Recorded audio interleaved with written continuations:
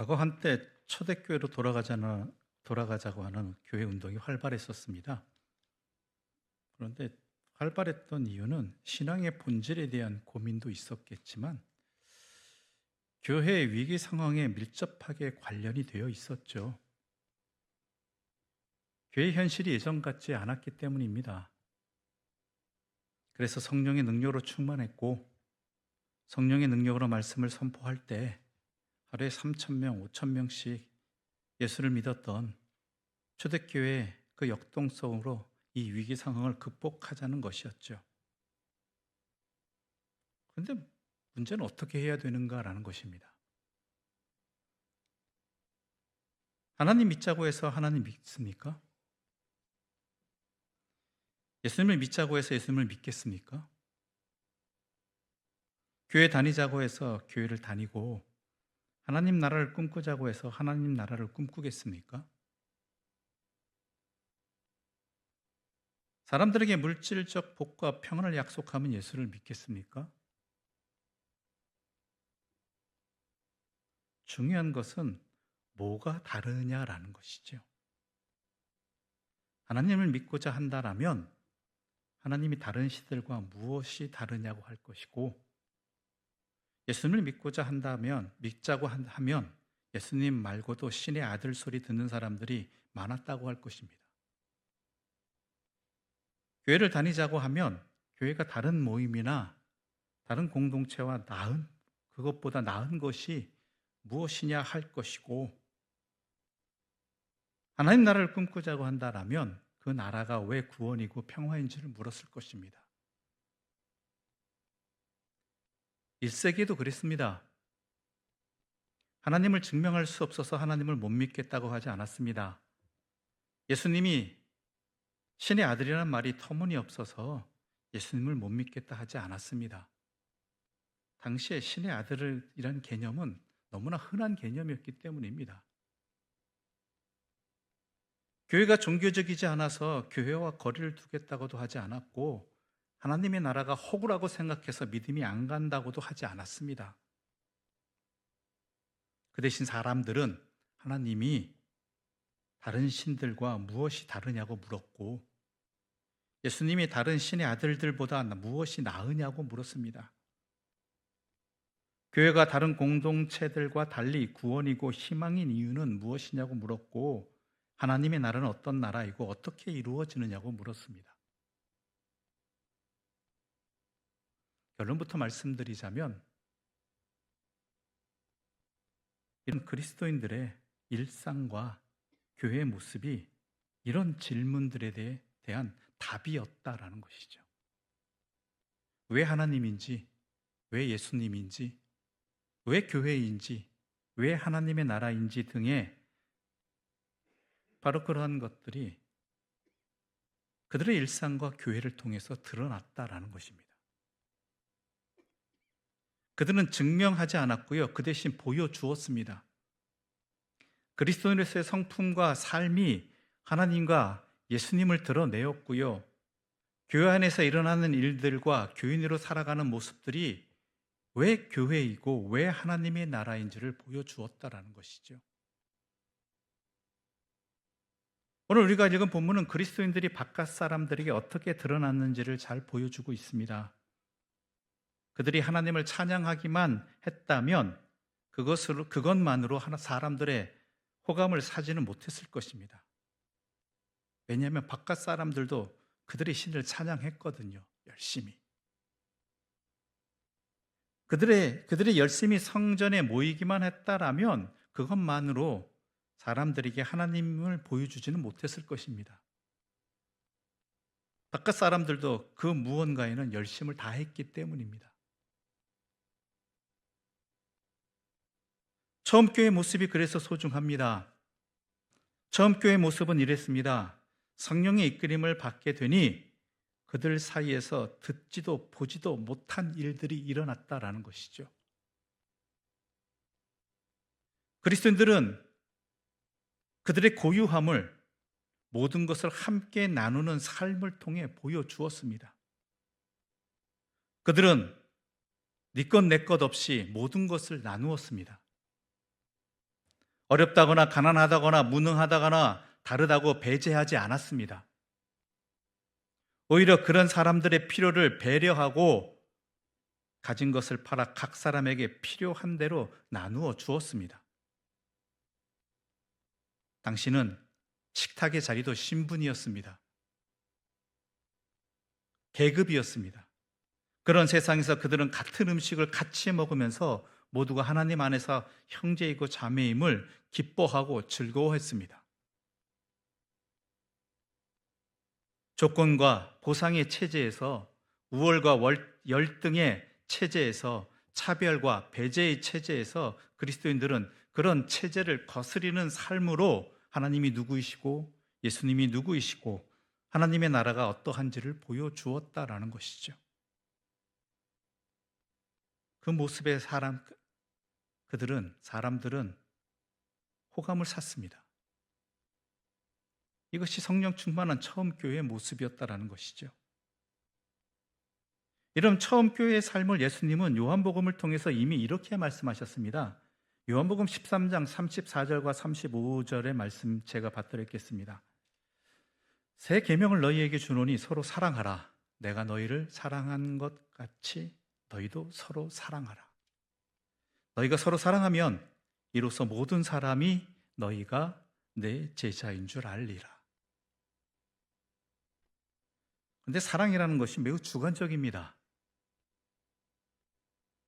그래서 때로는 일방적이기도 합니다. 나는 사랑이라고 생각해서 행동했는데 상대방은 다르게 받아들이기도 하죠. 사실 대부분이 그렇습니다. 그렇다면 받는 상대방이 문제입니까? 그렇지도 않을 때가 있다라는 것이죠. 그래서 중요한 말씀이 바로 내가 너희를 사랑한 것 같이입니다. 그리스도인의 사랑의 중심은 그리스도의 마음입니다. 주께서 나를 사랑하셨습니다. 내가 받은 그 사랑으로 세상을 보면요, 세상에는 하찮은 것 하나도 없습니다. 함부로 대해도 괜찮은 것 단 하나도 없습니다. 그렇게 이 사랑 안에서 사랑으로 살아가다 보면 그리스도인은 일상의 모든 순간을 하나님의 일로 경험하게 되는 것이죠. 하나님의 마음으로 보게 되니까. 그리스도의 마음으로 살아갔습니다. 함께 지내고 모든 것을 공동으로 소유했다는 것은 서로 사랑했다라는 말입니다. 그리스도의 마음으로. 재산과 소유물을 팔아서 필요한 사람에게 나누어 주었다라는 것은 그리스도의 사랑으로, 그들이 받은 사랑으로 자신의 사회 속에서 서로 가로막던 사회적 장벽을 무너뜨렸다라는 것입니다. 우는 사람과 함께 울고 기뻐하는 사람과 사심없이 기뻐할 줄 아는 그런 사람이 되었다라는 것이죠. 그리고 그것이 거룩한 삶입니다. 세상과 구별되어 살아갔습니다. 그리스도의 사랑으로 살아갔다라는 것이 바로 거룩한 삶이라는 것이죠. 바로 그것이 그들이 경험한 구원의 결과이었고 또한 성령으로 충만한 삶의 모습이었습니다. 그렇습니다. 성령 충만한 사람은 자기 중심적으로 살지 않습니다. 그는 하나님의 사랑을 알아차리고는 하나님의 사랑으로 현실을 바꾸려고 애씁니다. 성령은 우리 마음과 하나님의 마음을 하나로 이어줍니다. 그렇게 성령으로 거듭난 사람의 삶은 나 좋을 대로 일 수가 없는 것이지요. 이러한 처음 교회 그리스도인들의 모습은 세상 사람들에게 강한 충격을 주었습니다. 독점과 지배와 풍요가 아니라 나눔과 섬김과 청빈한 삶이 오히려 삶을 제대로 살 수 있게, 참된 기쁨을 누릴 수 있게 된다는, 그렇게 살 수 있게 한다는 이 사실이 그들을 통해서 새삼스럽게 깨달아졌기 때문이고 증명되었기 때문입니다.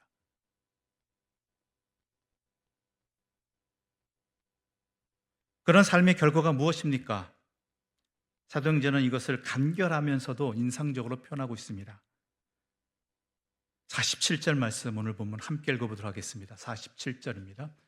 하나님을 찬미하며 또 온 백성에게 칭송을 받으니 주께서 구원받는 사람을 날마다 더하게 하시니라. 아멘.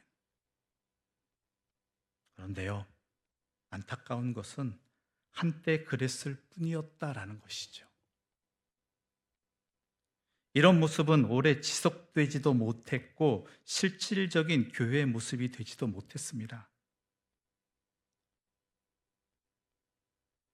2000년 전 예루살렘 인구 수에 대해서 여러 견해가 있지만 학계에서 가장 널리 인정받는 수치는 예루살렘 당시 인구 밀도를 근거로 산정한 인구수가 8만 명이었습니다. 예루살렘 인구수가. 여기 남녀노소를 다 포함한 것입니다. 그런데 이 작은 성읍에서 불과 며칠 사이에 3,000명, 5,000명, 이거는 남자만 센 수거든요. 그렇다면 그 가족들까지 포함한다면 8,000명이 넘는, 8,000명의 남자 성인들이 달하는 무리가 그리스도인이 되었고, 그 이야기는 그 가족들까지 합치면 엄청난 수가 되는 것이지요. 단 며칠 사이에 주님을 영접한 그 거대한 군중은 모두 어디로 갔느냐라는 것이죠. 사장을 넘어서면 더 이상 거대한 군중의 자취를 찾아볼 수가 없습니다.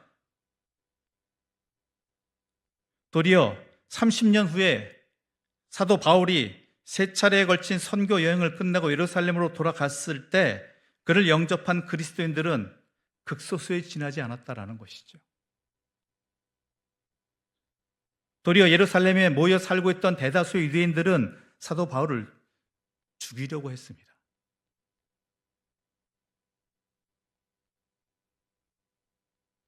그렇다면 그때 그 남자 장정만 해도 8,000명이 된 사람들은 도대체 어디로 갔느냐라는 것이죠.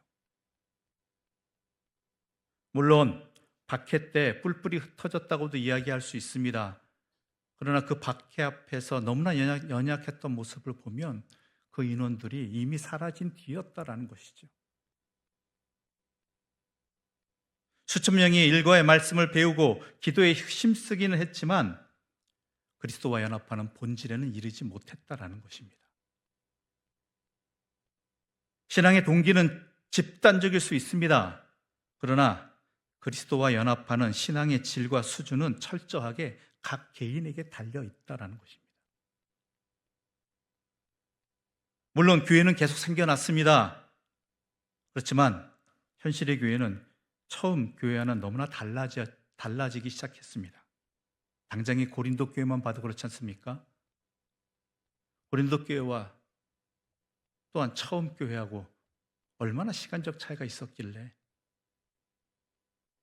교회 안에 성령으로 충만하다고 자신하고 자랑하고 판단하는 사람들이 그렇게 많았습니다. 그렇지만 이 사람들은요, 오늘 본문처럼 살지도 않았고요, 살려고 하지도 않았습니다. 야고보서의 내용도 그렇습니다. 현실의 교회가 어떠했는지를 잘 보여주고 있습니다. 교회 안에서도 부자는 부자였습니다. 가난한 사람은 여전히 가난한 사람이었습니다. 그들은 같이 먹지도 같이 나누지도 않았고 그들의 믿음은 행함이 없는 믿음이었습니다. 이후로는 말할 것도 없지요. 현재의 교회만의 모습이 아닙니다. 아주 이른 시기 신약 성경에 나오는 교회의 모습도 오늘 사도행전 2장에 나타난 처음 교회 모습과 같지는 않았다라는 것이죠. 왜 그랬을까요? 왜 그렇게 쉽사리 그 모습이 변해버렸을까요? 이 모든 것이 사실은 사람이 자기 중심적인 죄인이기 때문에 일어나는 일입니다. 교회 안에 있다고 사람의 불안, 욕망, 교만, 이기심 등이 사라지지는 않는다라는 것이죠. 말씀을 읽고 기도를 하고 성령의 이끄심을 구한다고 사람이 아예 다른 존재가 쉽게 되지는 않습니다. 사람은 사람입니다. 그리스도인들도 사람입니다. 이걸 먼저 우리는 분명히 인정해야 합니다. 받아들여야 합니다. 나도 사람입니다. 사람은 하나님 나라보다 세속적인 욕망에 더 쉽게 이끌립니다. 하나님의 뜻을 구합니다. 하지만 그 뜻이 자기의 뜻과 맞을 때까지 구합니다. 하나님을 믿지만 하나님을 닮으려고 하기보다는 하나님을 이용합니다. 성령으로 충만하기를 바라지만 그 충만함은 고린도 교회가 구한 방언과 같은 것이지 고린도 교회가 구하지 않은 사랑 같은 것이 아닙니다.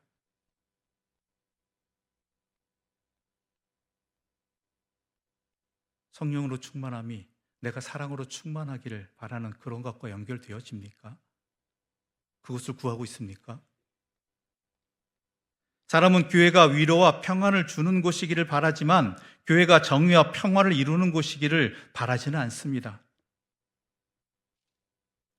믿음이 형통한 삶으로 이어지기를 바라지 믿음이 자기를 적나라하게 드러내기를 바라지 않습니다. 주 안에서 평화를 누리기를 원하지 주여 나는 죄인입니다. 나를 떠나소서라는 그러한 간절한 자기 고백이 나에게 일어나지 않기를 바랍니다. 기도가 자기의 마음이 하늘에 닿는 통로가 되기를 바라지 기도가 하늘의 마음이 자기에게 임하는 통로가 되기를 바라지 않습니다. 처음 교회가 계속되지 못한 것도 사람이 자기 중심적인 죄인이기 때문이지 다른 이유가 없습니다.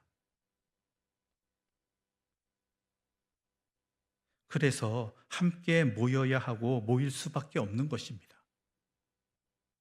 그나마라도 그것을 서로 격려하고 또한 지켜주며 회복할 수 있기 위해서 함께 모이고 따로 모일 수밖에 없었다라는 것이죠. 세상과는 구별되어서. 보는 것이 다르고 듣는 것이 달라야 했기 때문입니다. 그래서 기도에도 힘쓸 수밖에 없었습니다. 세상을 거스르는 길을 선택했습니다. 세상이 십자가에 못 박아 죽인 예수를 주와 그리스도로 고백했습니다. 사람들의 소리와 이목에 연연하지 않았습니다.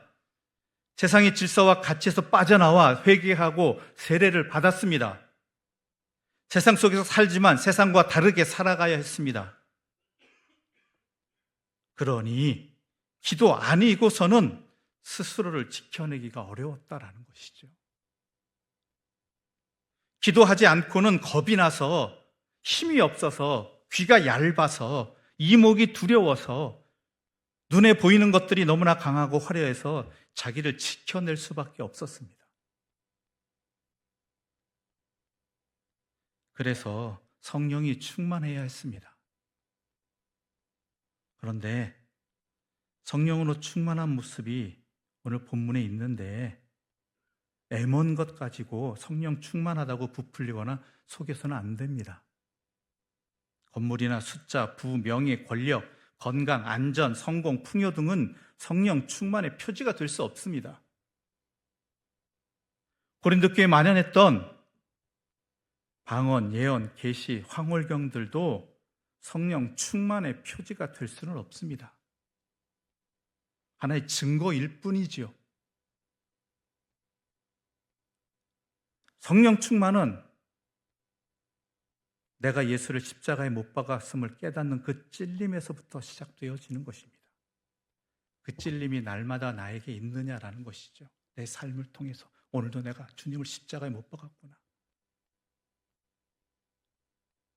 또한 어렵고 힘들고 가난한 사람들을 외면했던 내 자신을 깨달으면서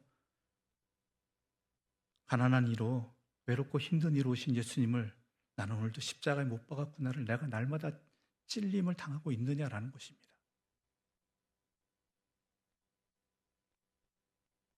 성령 충만은 구원의 삶이 사랑과 사귐과 나눔과 섬김과 찬양으로 이어질 때 드러나게 되어 있습니다. 드러나는 것입니다. 이렇게 살지 못하니까 교회도 성도도 외모나 자랑하고 부추기는 것, 외형적인 것만 부추기고 자랑하는 것입니다. 똑같은 세상에서 살아가는 사람이 다른 사람이 되고 다른 세상을 살고 다른 길을 걷는 것이 바로 성령의 역사입니다. 사람의 의지와 지성으로 불가능하고 사회와 구조로 되지 않습니다. 사람은 사람인지라 죄인입니다.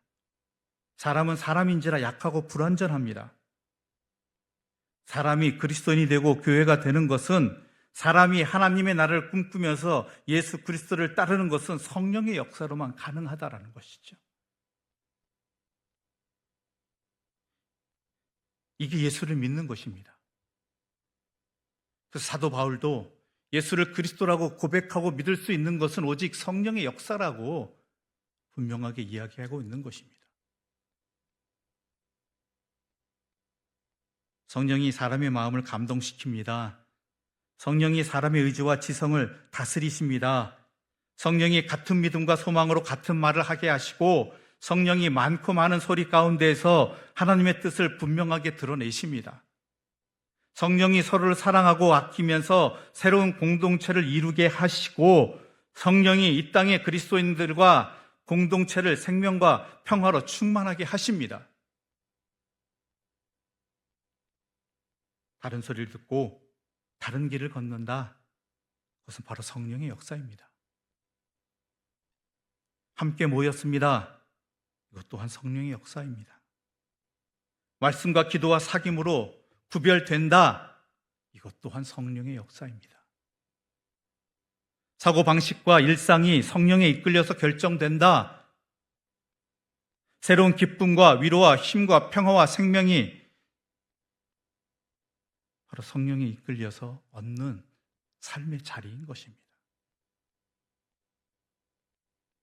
일평생 그리스도인으로 살아가는 것, 시간과 공간을 구별하는 것, 그리스도의 몸을 이루어가는 것, 세상이 아닌 하나님만이 위로와 힘이 되는 것, 회개와 세례의 다짐과 감격이 날마다 죽고 날마다 거듭나는 삶으로 이어지는 것 등이 다 성령의 역사가 되는 것이지요. 그렇기 때문에 함께 모이지 않을 수가 없는 것입니다. 깊이 배우지 않을 수가 없는 것입니다. 기도하지 않을 수가 없는 것입니다. 비뚤어진 세대를 살아가고 약하고 불완전한 우리는 성령의 역사로만 믿음을 지키면서 예수 그리스도를 따라갈 수 있기 때문입니다. 그럴듯한 소리와 욕망이 수도 없이 사람을 취하게 하는 세상을 거슬러서 하나님 나라로 꾸준히 나아가는 길은 성령께서 우리를 이끄시고 지키실 때만 가능합니다. 그렇습니다. 언제나 마찬가지입니다. 결국 본질은 우리의 성품과 일상이 하나님을, 예수님을, 하나님 나라를 어떻게 드러내고 있느냐 하는 것입니다. 우리의 삶이 우리가 믿는 하나님과 예수님의 고유함을 어떻게 보여주고 있는가 하는 것입니다.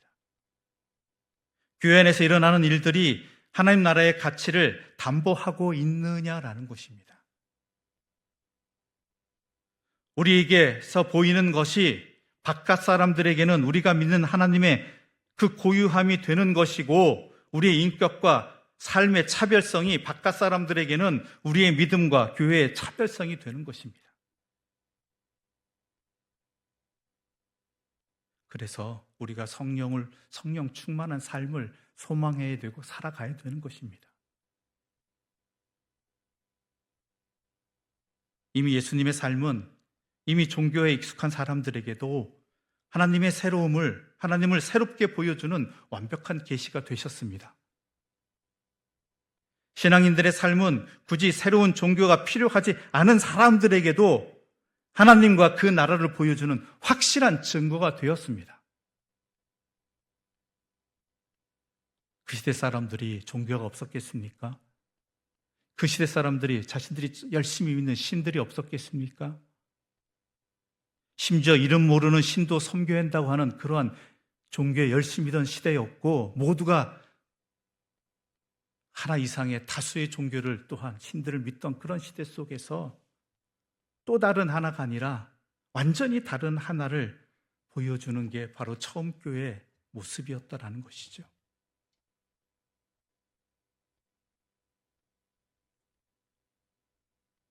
오늘 사람들이 하나님께 관심이 없다면 그것은 우리에게서 다름이 보이지 않아서일 것입니다.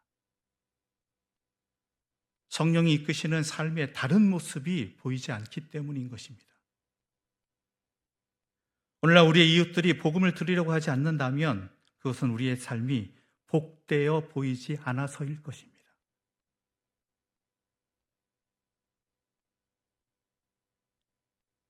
그래서 우리가 모이기를 힘써야 되는 이유가 여기 있고, 기도하기를 힘써야 되는 이유가 여기 있고, 또한 우리가 성령 충만을 소망하며 살아가야 되는 이유가 바로 여기 있습니다. 우리의 성품과 우리의 삶의 삶과 우리의 일상과 우리의 교회 공동체가 우리의 믿음의 진정성을 보여주기 위해서이고, 그렇게 살아가기 위해서입니다. 내 힘으로는 절대 안 됩니다. 성령의 도우심 없이는 절대로 안 됩니다. 그러지 않았기에 교회를 세속의 장으로 만들어 놓았고, 주님이 그토록 꾸짖으셨던 예루살렘 성전의 모습이 오늘날 우리의 심령이 되었고, 내 자신의 심령이 되었고, 우리의 교회의 모습들이 교회 공동체의 모습이 되어버린 것입니다. 그래놓고 하나님을 말한다? 예수를 믿으라고 말한다? 누가 듣겠습니까? 주로 예수님도 우리를 쫓아내실 것입니다. 우리는 아니라고 이야기하실 것 같습니다. 소망하시길 바랍니다. 주의 성령께서 나를 주관하여 주셔서 우리의 성품과 삶과 일상에서 하나님과 그 나라를 드러나게 해달라고, 하나님 나라다운, 하나님의 백성다운 그러한 삶을 우리가 살아가게 해달라고, 그러한 모습이 처음 교회가 보여준 모습처럼 그러한 일들이 나의 일상에서, 우리 교회의 모습에서 일어나기를, 회복되어지기를 간절히 소망하는 이 말씀 앞에선 주님의 사람들, 주님의 가정, 또한 우리 갈릴리 교회 되기를 간절히 소망합니다.